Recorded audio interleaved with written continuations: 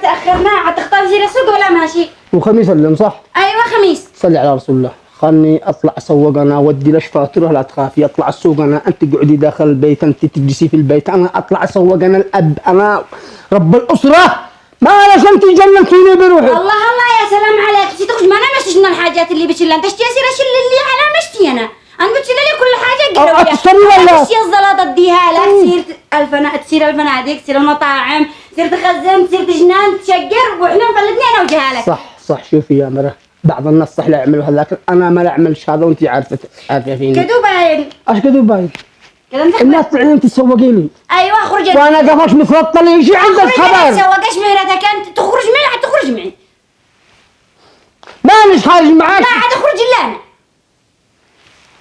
هيا عشان تاخرنا قم. هيا. يا ربي ايش اصلح وايش اعمل؟ حكم الله نخرج قفاه.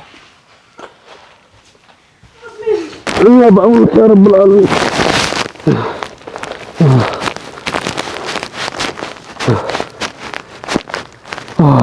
ايش وضع ايش يا سيدي علي جينا من السوق.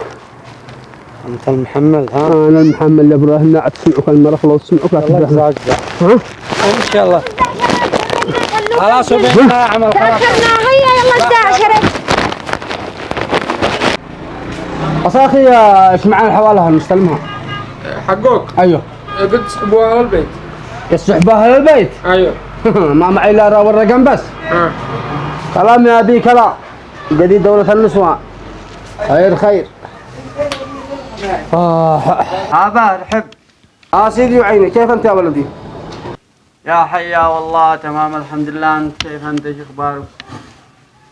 الحمد لله. يا با وصلتك رقم الحوالة انت استلمت الزلط؟ رقم الحوالة؟ ما معي الا رقم الحوالة. ما بالنسبة للفلوس لا وزارة الداخلية ما له عين ولدي ايش لا يقعد داخل البيت. يا ولدي مرتاحين مبسوطين وامك مرتاحة في اتم الراحة وابوك مرتاح ما بيش احسن منه واحد في القرية. مبسوط يا ولدي الحمد لله. والله لو يدري ولد لله سير الفلوس لكن قدر. يلا يا ولدي الله يعينك لا عنك تعرف من عملك الله يفتح عليك. تحياتي لك. عمار مالك؟ من يوم كبروا العيال وارتاحوا ورسلوا لك وهذا رجعت منزل مالك يا عمار؟ شوف يا ابراهيم اشتغلت وتعبت ودخلت اولاد الغربه وعملت كل شيء يا ابراهيم. العيال ما نقولش ما فيهم قصر. العيال بيودروا ويدوا لي فلوس بس استلم من المراه لا استلم الفلوس حقي كلهم دحين ما الا كلمه تاهي. انا ما عبش لي كلمه داخل البيت. اما انا كسرتني من ظهري يا ابراهيم كسرتني من ظهري انطرتها من داخل البيت. قول انا اخاف على عيالي شتتوا عيالي ايش اعمل يا ابراهيم؟ انا خلاص انا طبعت زهقت من العيشه هذه بكلها. ما هذا صدقت يا عمار كم انت وكم غيرك. لا انتظر الاب اللحظه دي يرتاح فيها لا ما عياله يرسلوا له ياكل ويشرب ويفتهن.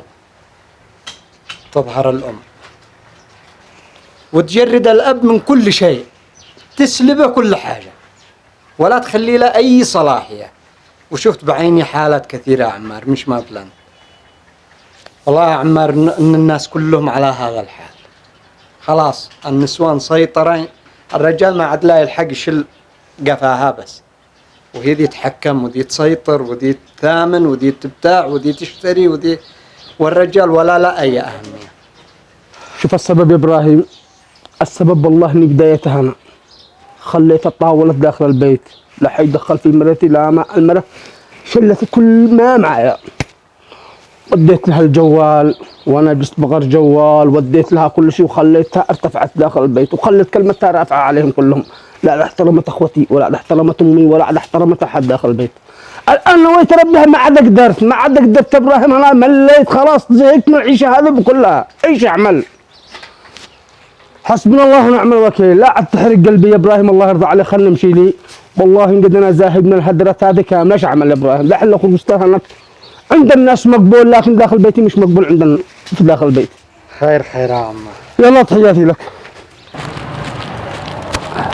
ايام من جيت يا وليد كنك ورا المرة هذه مسي على وجهك ان انت تقطع ويجي وانت وراها ما خزيتني وزريتني. الله يخزي مقامك. ما القعشه مربي لي قعشه، تاكل 10 وتضرب 10 وتقتل 10. ما انتاش رجال، مره داعس انك مره. والله لو ادري ما تدري يا عمار المره دعسني. ابصر ولدي اسامه وينه؟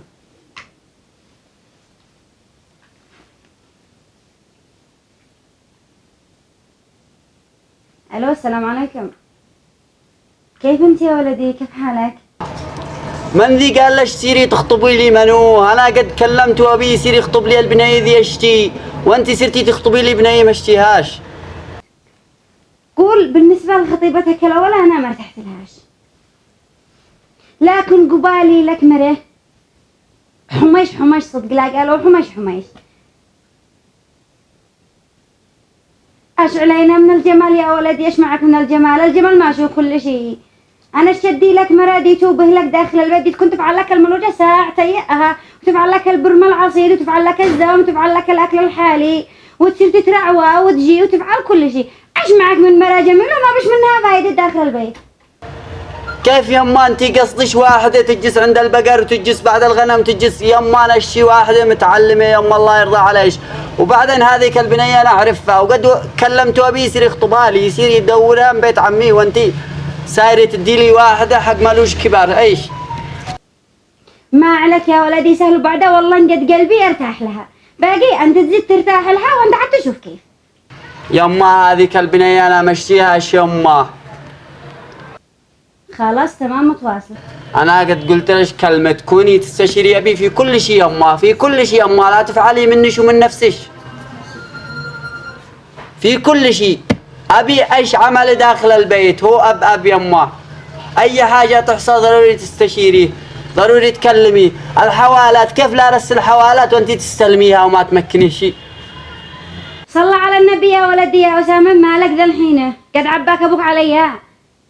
بالنسبة لموضوع الحوالات أنا شو أقول لك ما هو، أبوك بيشيل الزلط وبيصير بها هانا وهانا، قات وشقارة ودخان وأكل في المطاعم، ولا نزيد نفسك لا صورة ما يروح إلا نصاص الليالي. وأنا مبينة شيل الزلط مبينة سيرها ملاحقة بعد البيت، مصاريف أكل شرب، من حيدي لنا، وأبوك بيصرف الزلط خارج البيت. انا وصلني خبر ان الحوالات ان انت لا سيري تصطرفي فيها تقرحيها في اشياء ما لها داعي، وابي والله ما معاه منها ريال. انا المن لشقى علشانش انت وابي يما. باي باي. يلا كان مع السلامه.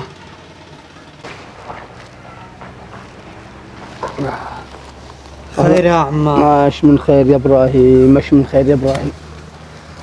جعلك بس ايش قد به؟ عشاش قد به يا ابراهيم، علي الحلال من رقبتي. لو تعلم القبل على القلب هذه بقت ليلة امس يا ابراهيم. ما قلبتها ايش شفت صح؟ شوف صح. تعرف احنا دورنا الولدي البنيه زميلته ودورنا. ايوه زميلته ومنتظره له 5 سنوات. ايوه 5 سنوات. ايش قد به من قلبه يا عمار؟ ايش من قلبه؟ ايش قد به من قلبه؟ ابراهيم ايش اشتي لك؟ ايش عتنصف؟ ليش عتعمل لي؟ ما نصفنيش عمي ابو مرتي، عارف عتنصفني انت؟ ايش اشتي عليك؟ سالت المرة دورت له واحدة ثانية ابو ملوجة كبيرة، ابو شموطة هكذا تفعلها. تمام داشي جمال وكمال وش فيها؟ اوه يا ابراهيم اولاد اخي محب في البنية هذه، كيف تتزوج وما لا يحبهاش؟ انه داشي جمال وكمال ما يهمش. جمال ايش اشتين بنية متعلمة، هو خرج من السعودية يا ابراهيم، رجال بدك عارف. هذا انت على درس ولا صابرة 5 سنوات علي، لا ما قد معاك من شوية زلط هاك قلبته يا عمار. الله اني هذا المشكلة، والله اني خيبت وجهي قدام القبائل وقدام القروي. في هذا حقها اني خيبت وجهي يا ابراهيم. قالوا قد معك فلوس، قد معك ولد مغترب، خلاص نترك بنت الناس.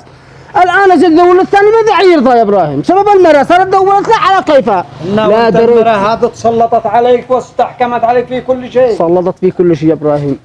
علي الحلال ما الا القلب، بس رقم الحواله وسير له عن صاحب الصرافه. قال قد استلمت وزارة الداخلية استلمتهاش فيك انت، انا ما عبي شيء. ادور الكذب يطلع للظلمه. نعولنا يا عمار، منتظرين اللحظة دي يفهنون العيال فيها. ما فيش راحة ومرتكم تسلط عليك، ما فيش معك راحة. يجينا من يتسلط علينا.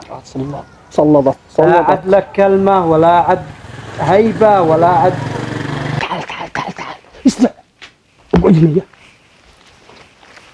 تيجي ابوك فلوس انا افتح لك خلاص روح افتح الشنطة حق امك الحقيبة حقها واعطيني 1000 ريال بدون ما تجي امك وتقول لامك كلنا انك بزيت 1000 تمام انتبه يلا خليك ذيب ما تكلم ها يلا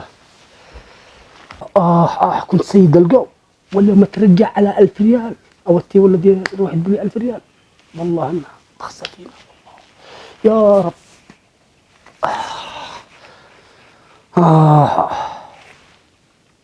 من أين المجيء الآن؟ من السوق الخميس. وكيف الأسعار هذا يا؟ الاسعار والله ما لي علم كم الاسعار قسما بالله المرأة لا تشيل كل شيء المرأة ما يحلش كيف المرأة لا تشتري كل شيء؟ باش لازم ما بدي لا يشيل معناه ان المرأة لا تخرج للسوق تشتري. سوق الخميس حق ما احنا عايشين عاد احنا لا نسوق يا مطهر الله يرضى عليك. وشي معك اولاد في الغربة؟ الحمد لله معي ولاد الله يطرح لها الخير والبركة. كيف وجهتك؟ ايش؟ صح الحوالات توصلني بس والله ما نستلم ريال. ليش ما نستلم ريال؟ لا عند وزيرة الداخلية لا عند حاوية القامة الحوالة بستلمها زوجتك؟ ما رأيت بدي استلمها قبل سنة. مش لك دور داخل البيت؟ ايش من دور يا مطهر قسما بعزة الله شكلك وشيء اي شكلك داخل البيت خلها على ربك عاد اجي انت اخر واحد يتكلمني. ان انت كأب ربيت وعلمت وصبرت وثابرت وعملت المسؤول واقترضت دينت وعلمت ولدك وسافر للسعودية او الغربة وفي الاخير اللي بيستلم الحوالي زوجتك؟ ما رأيت بدي استلم ما رأيت يجي لا تستلم. ليش انت معوق؟ مانيش معوق انت مريض؟ والله فيني شيء يا صحيح البدن والله ما فيني. يسجل لك الفاتورة زوجتك؟ الفاتورة ايش الفاتورة؟ شو قلت الفاتورة ليدي عادي لا اطلع قلت لك اطلع انا وياها. من ذي قال اسمعني من ذي قلل دورك؟ ابنك؟ ابني ما قلل دوري. ليش ما يقنع ابنك؟ ليش ما يقنع والدتك انك انا يا سيدي وعيني دلعتها في البداية وديت لها جوال تأنتر سلطت عليها في كل شيء. الخطأ ما هو شيء عندك انت. الخطأ عند ابنك. ما رايش اليوم قدمنا بطاطس. لا انا قد ما كنت الوالد يصير يدينا قدمنا مطعم والله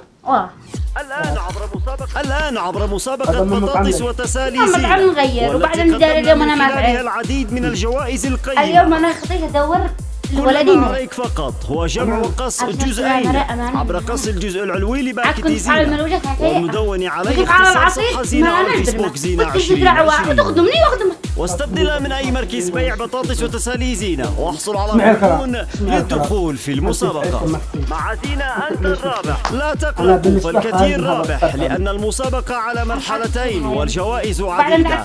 بطاطس وتسالي زينة والله ما عرفت إلا في الدنيا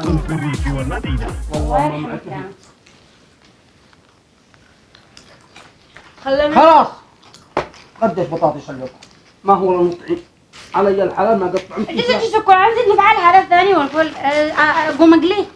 كم يا ولد اعمل الثاني اما لا يقطع ما قطع مش مثل ها روح اعملنا ثاني يلا ما افتح قدام المطعم بعشت انا حاجه قوم اقلي البطاطس الولد لا يحرق يلا قومي خاطرك كملها ولا لما نجي. الله يكمل ايش ادورها ملوجه يلا الان هي بسرعه الان دقايق. هات يا ولد ما يغسل يدي ابوك. الناس انت قلت يا غدا من المطعم ما هو الغدا من البيت. انا حبيت امزح معك ولا انا مو سامع ليش ما نش كامله ما تقدرش افعل في البيت. هيا عيال زاد غدوا هيا. غسلتوا ايديكم؟ ايوه. انت داري من كل عقلك. قدك عارف اننا بينموت على الريال وعاد يصير اغديك من المطعم مشان لو ما خف عقلي. ما لو تغديني هكذا يوم يهننا في خير لكن اننا مسخش عليك انا ضبح بك احيانا لكن والله انه الصدق. ضبحي ايوه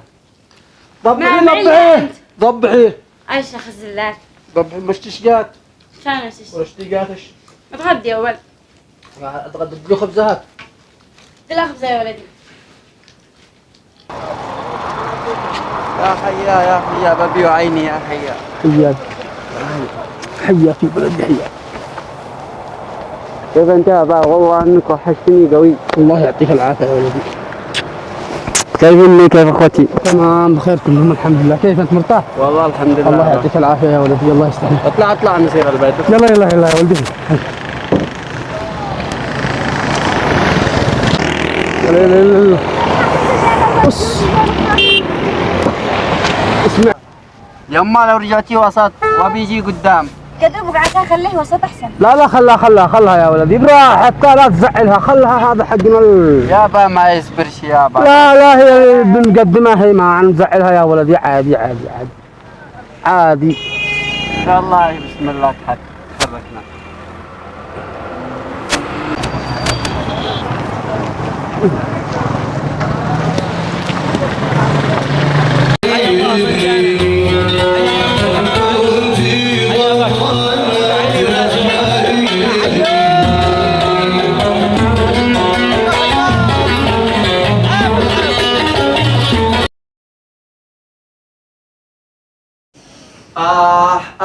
يا خير يا ولدي سلامت ما به.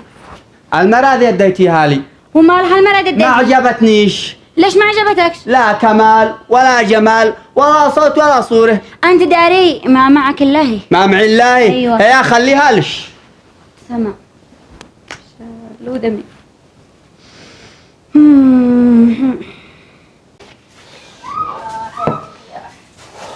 اليوم لا تكنسي يا شيخة العرب.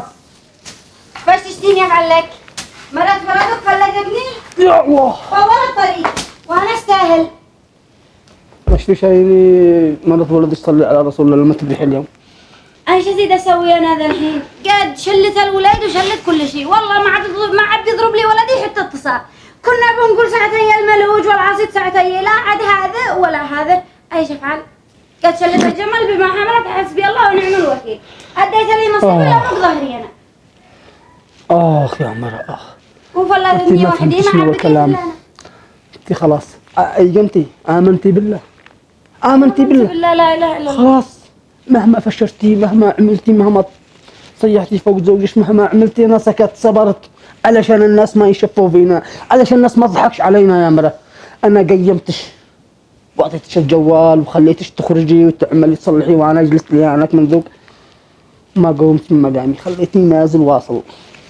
ايش اعمل انا الان يا مرة ضحية لكن خلاص. انا كنت ضحيت بالولاد قلت عاد ازوجها مرات وبهلات وكنت افعل لها الملوش تفعل لها الاكل والشرب قال لي يا امه انا ايش افعل فيها ما مثل الجمال. قال انا عاد اتزوجها يا امه طاعه علشانش ودفت بالولاد ودفت بنفسي. بس انت عملتي حاجة غلط ما استشرتي ولدش ما كلمتش انا عاد زوجك بنت فلان بسرها. انت ما استشرتيش احد. انت ما استشرتنيش ولا دورتي ولا عينتيني. انت ضحيتي في الجامعة ضحيتي في بنية متعلمة درست وضحيتي فيها. انت لازم قد قال لي يا امه الان بنتي داخل البيت بسببش انت كانت تحب ولدي يحبها. الان انت ضحيتي باثنين كانوا يحبوا بعضهم البعض. انت فرقتي بينهم وصرتي دورتي له قلت قصش ولا وصوري له. لا عاد تشتكوا يا الجماعه. ما عاد اخويش اروش كيف اعمالك. قد قال لي والله خلاص يا بنت ما اموت. قال يا امه انا ما عاد اتزوج المراه هذه الا طاعه علشانش ولا انا ما اشتيهاش. تردي بنت الناس من قبل ما يقرح الاوامر ترديها لبنت الناس تقول خلاص تفسح واطرح 1 و2 مليون ولا تزوجيه مجبر. اجبرتي علشان شيء ما يشتهيه. الان لو يعمل حاجه انت راس البلاء. انت الله يعطيش العافيه. خلاص قومي غسلي وجهك غسلي وجهك يا بنت الحلال ولا تهم اي حاجه وانا لك سمعا وطاعه معلش كذا انا هذا عمري كله. قومي.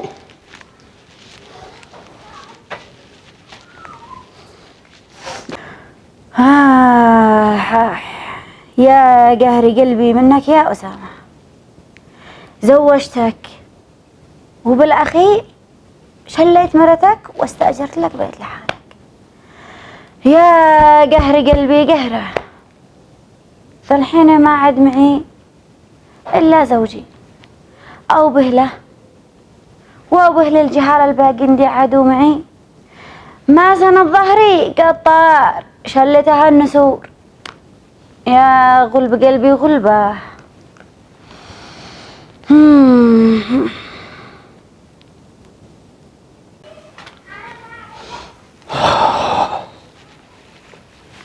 السلام عليكم.